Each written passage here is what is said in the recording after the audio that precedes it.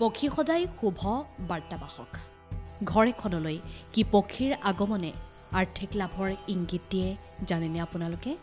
নমস্কাৰ সকলোকে সুপ্ৰভাত জনাই আৰম্ভ কৰিবলৈ লৈছো প্ৰাগ নিউজ ডিজিটেলৰ বিশেষ অনুষ্ঠান জীৱন মাধুৰী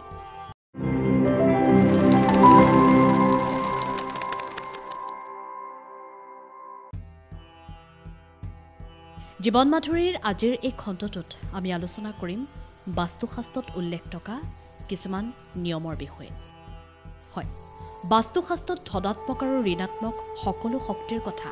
বহলাই উল্লেখ কৰা হৈছে বাস্তুৰ মতে সকলো বস্তুতে একোটা শক্তি থাকে আৰু এই বস্তুটোত থকা শক্তিৰ প্ৰভাৱ চাৰিওফালৰ পৰিৱেশত পৰে বাস্তুৱে কোৱা মতে চৰাইৰো শক্তি থাকে আৰু কিছুমান চৰাই ঘৰলৈ আহিলে শুভ বুলি বিবেচিত হয় আৰু কিছুমান চৰাই ঘৰখনলৈ অহাটো অশুভ বুলি বিবেচিত হয় ঘৰলৈ চৰাই আহিলে বা চৰাই আহি বাস সজাৰ বিশেষ অৰ্থ আছে আমি আজি জীৱন মাধুৰীৰ এই খণ্ডটোৰ জৰিয়তে এনে এটা চৰাইৰ বিষয়ে আপোনালোকক অৱগত কৰাম যিয়ে যদি নিজে নিজে আহি আপোনাৰ ঘৰখনত বাস লৈছেহি বা বাস সাজিছে ইয়াক অতি শুভ বুলি গণ্য কৰা হয় আৰু এই চৰাইবিধ হৈছে সেউজীয়া ভাটৌ আপোনাৰ ঘৰলৈ ভাটৌ অহাৰ অৰ্থ এয়াই যে আপুনি পৰৱৰ্তী সময়ত উপাৰ্জন কৰিবলৈ অৰ্থাৎ টকা উপাৰ্জন কৰিবলৈ আগবাঢ়িছে ভাটৌ ধন কুবেৰৰ সৈতে সম্পৰ্কিত এই তথ্য দিছে বাস্তুৱে বাস্তুৰ মতে ভাটৌক ধনৰ দেৱতা কুবেৰৰ সৈতে সম্পৰ্কিত বুলি কোৱা হয় ভাটৌ কামদেৱৰ বাহনো এই কাৰণেই ভাটৌক মংগলৰ প্ৰতীক বুলি গণ্য কৰা হয় আৰু সেয়ে ভাটৌ ঘৰ এখনলৈ অহাটো অতিকৈ শুভ ঘৰলৈ ভাটৌ আহিলে হঠাৎ টকা অহাৰ সম্ভাৱনা থাকে ব্যৱসায়ী এজনৰ ঘৰলৈ ভাটৌ আহিলে তেওঁৰ ব্যৱসায় সম্প্ৰসাৰণ ঘটে ভাটৌ আগমনে কৰবাত ৰৈ থকা টকা ঘৰলৈ অহাটো সহায় কৰে মুঠতে ঘৰ এখনত ভাটৌ আগমন অতি শুভ আৰু ই আৰ্থিক লাভৰ ইংগিত দিয়ে পুৱাই চৰাইৰ মাত শুনিলে সকলোৰে মনটো সুখী হয়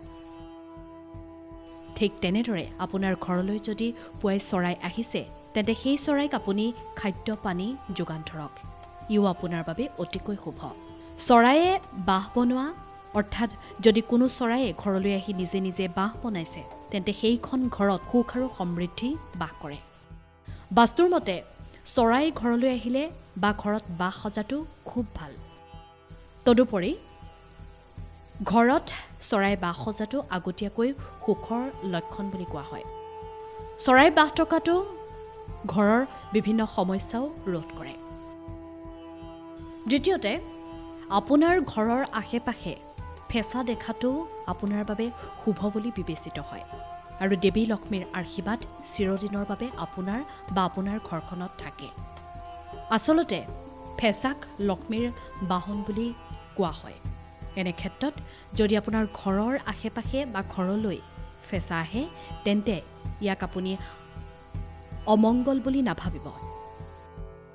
এনে কাৰ্যই আপোনাৰ ঘৰলৈ ধনাত্মক শক্তি কঢ়িয়াই আনে আৰু ইয়াৰ প্ৰভাৱ আপোনাৰ ঘৰখনত চিৰকাললৈ পৰে আৰু এনেদৰে কি পক্ষীৰ আগমনে আৰ্থিক লাভৰ ইংগিত দিয়ে বাস্তুৱে কি কৈছে এই সন্দৰ্ভত আজি আগবঢ়ালো আমাৰ বিশেষ অনুষ্ঠান জীৱন মাধুৰী আৰু আছে খবৰ পৰৱৰ্তী বাতৰিৰ বাবে চাই থাকক প্ৰাগ নিউজ ডিজিটেল